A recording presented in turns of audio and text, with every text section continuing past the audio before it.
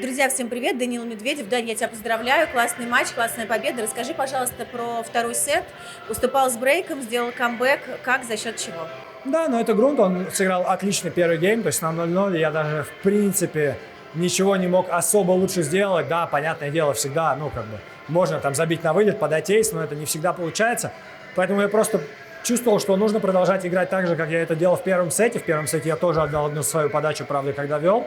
И сразу же получилось обратно брейкануть и за счет этого заново захватить инициативу. Поэтому считаю отличный матч. И насчет подачи, опять же, на грунте это ничего страшного, все проигрывают. Я очень хорошо помню, как ты на ATP в Турине как раз с Николаем тренировался. Это был чуть ли не его дебютный вообще вот такая история, когда ATP обратила на него внимание, на этого молодого теннисиста. Ты сейчас сказал в интервью Давиду, что ты вообще его знаешь хорошо, вы в Монте-Карло тренируете. Вот за эти там 2,5 года, насколько его уровень вырос, по твоим ощущениям?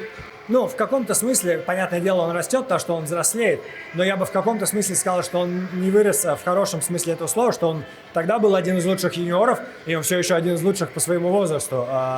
Понятное дело, потом там уже в туре начинается борьба у кого больше титулов, шлемов, мастерсов и так далее, но он живет в Монако, мы отлично друг друга знаем, он очень хороший игрок с очень большим потенциалом, поэтому я знал, что чтобы победить, нужно было быть готовым на 100%, и я рад, что у меня это получилось. Мы сейчас с Давидом смотрели, как ты выступал в таком же возрасте, ну, стали же про поколение размышлять с ним, ты уже вошел в сотню, то есть 10 лет, 19? в 10 лет, в 16 году ты был чуть-чуть постарше. Окей. Ты 10 лет назад ты впервые вошел в топ-100.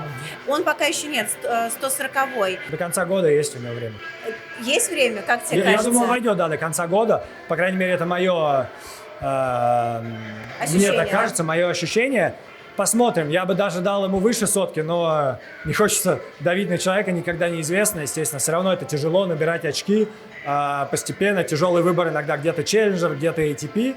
Но опять же, я думаю, что у него все получится. Есть ли кто-то из игроков, кто похож на тебя? Вот кого ты видишь, и ты такой, так, ну это что-то такое вот медведевское. Ну, кстати, если уж совсем честно, наверное, он чем-то может быть похож. Все равно немножко, конечно, другая игра, но в принципе высокий, как будто бы, когда я говорю слева лучше, чем справа, все равно, понятное дело, выигрышные очки в основном идут справа, но очень хороший удар слева.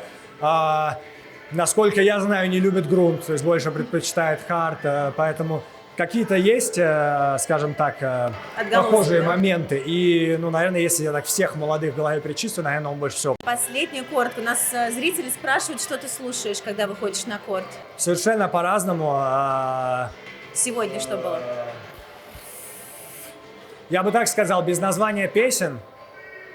Сначала то, что нравится, потом что-то заводящее. А в конце есть одна песня, но я не знаю, почему не спрашивать, не хочу говорить какая, но один известный певец все время заканчивает ей концерты. На концертах был мало, поэтому можно угадать, ничего. Пускай гадают люди. Гадайте, пишите в комментариях, Дань. Спасибо тебе большое. Поздравляем. Спасибо.